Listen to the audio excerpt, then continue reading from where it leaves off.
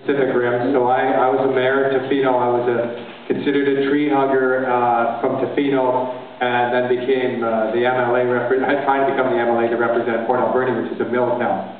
So I was, I had a bit of a challenge there to convince people that I wasn't the enemy. And I've been on so many protests where loggers, unemployed mill workers, and tree huggers are all together protesting raw log exports. There's lots of common ground, and there's been a lot of attempts in the past to divide and conquer.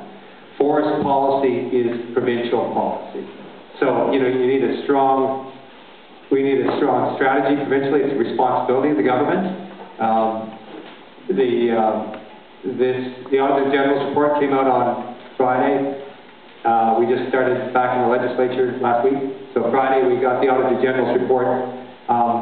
So the strategy, such as it is from the current government, the Liberal government, was to deregulate right off the get-go, give the responsibility for monitoring forest activity to the companies that profit from it.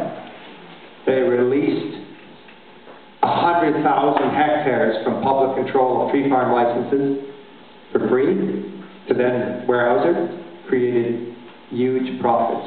They can export everything. 5.5 million cubic meters, that's 2011 export. So you fill up that amount on logging trucks, like the big ones full, like Richard had in his great film, and you line them up from here, it would be bumper to bumper, it would take it to Thunder Bay, Ontario.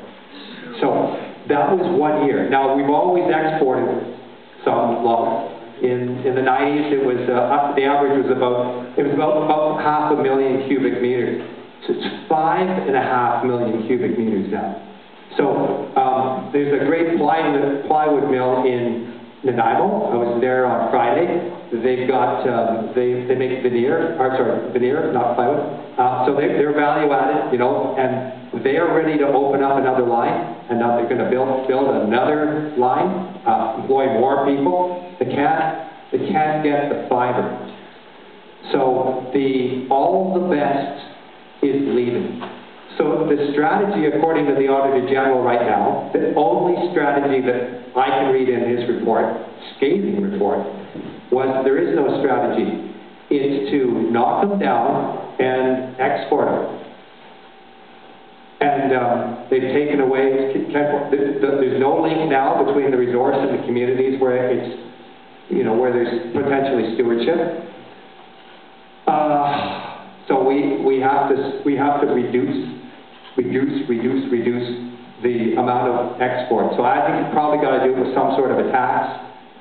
The federal government's foisted trade laws on us to make it a little bit difficult to do that, but I know you can. You can do a in lieu of manufacturing tax, like 50%, make it high, make it cost prohibitive, make it profitable to reinvest here.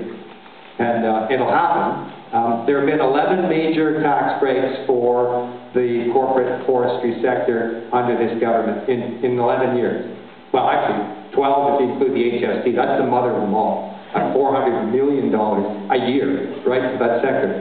And for all of those, hundreds of millions of dollars of tax breaks, so, governments can do that. Look, we're going to cut your taxes. You're going to, create 1,000 family-supporting jobs a year.